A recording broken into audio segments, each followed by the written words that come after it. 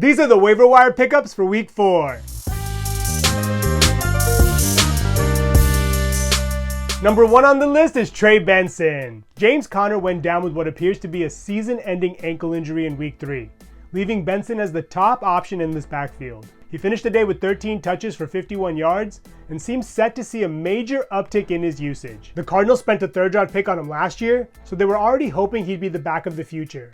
He's easily their most explosive runner, but he does profile as more of an in-between-the-tackles type of back, so we may see some 3rd-down work to Amari DiMercado. But either way, he's going to see a sizable workload, should be rostered wherever available, and can be started as a volume-based RB1 moving forward. Number 2 on the list is Tre Tucker, who absolutely exploded in week 3, catching 8 of 9 targets for 145 yards and 3 touchdowns.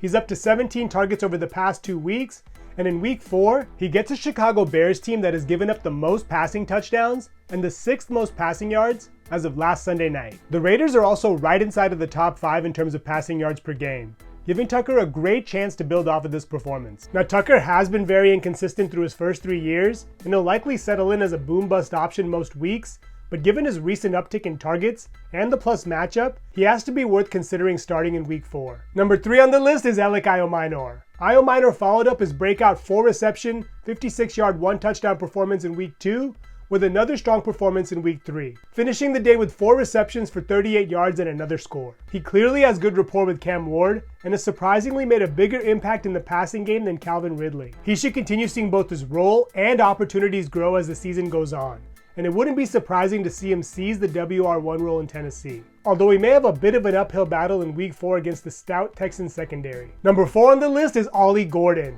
After being used sparingly through the first 2 weeks, the rookie saw a notable uptick in his opportunities in week 3, seeing 9 carries. He took them for 38 yards and a score, giving Miami's rushing attack a much-needed spark. Devon Achane can only do so much in between the tackles, leaving the door open for Gordon to earn more early down and goal line work moving forward. There was a lot of hype around him coming into the season, and now would be a great time to stash him, especially with the Jets on deck in week 4. Number 5 on the list is Tory Horton. Horton followed up his 2-reception, 32-yard, 1-touchdown performance in week 2 with another 32 yards and a score in week 3. He also added a second score via punt and could have had a much bigger day were it not for this game being a blowout early. He deserves real consideration at this point and could be effective even with limited touches. Number 6 on the list is Tyquan Thornton, who found pay dirt again in week 3.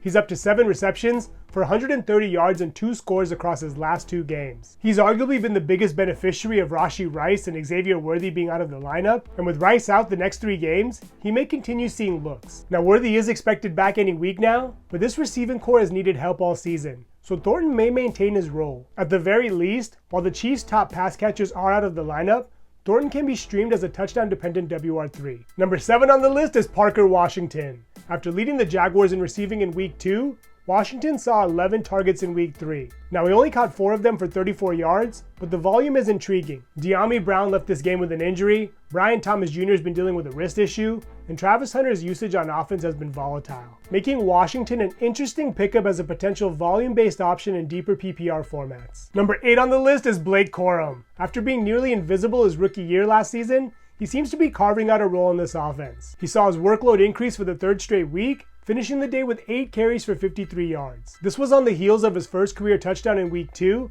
and he seems to be making the most of his opportunities. While this is still very much Kyren Williams' backfield, Corum is someone to keep an eye on, and is one of the better handcuffs in fantasy. Number 9 on the list is Calvin Austin. Austin scored his 2nd touchdown of the year in week 3, and while he's shown good chemistry with Aaron Rodgers, his low volume, coupled with the Steelers being a run-first offense, makes him difficult to trust. He's caught 8 passes for 126 yards this year, operating as the number 2 receiver behind DK Metcalf. Unless his volume increases, he can't be viewed as anything more than a touchdown-dependent WR4. Number 10 on the list is Luther Burden. With fellow rookie Colston Loveland leaving this game with a hip injury, Burden saw some extra opportunities, and he made the most of them, catching all 3 of his targets for 101 yards. Now, most of his production did come on a 65-yard flea flicker, and this was likely an outlier performance, but it was noteworthy nonetheless. He's currently 4th in the pecking order behind Rome Odunze, DJ Moore, and Cole Kmet, but if he continues to show out like he did with his limited opportunities, he may carve out a role moving forward. He gets a beatable Raiders secondary in week 4 and can be viewed as a dart throw in much deeper leagues. This is coming out before the Monday Night Football game, so I would keep an eye on DeAndre Hopkins. He's expected to see an increase in snaps, and I'm curious to see if it translates to more production. Those are the waiver wire pickups for week 4. Thank you so much for watching. Please subscribe and let me know which players you think we should keep an eye on in the comments below.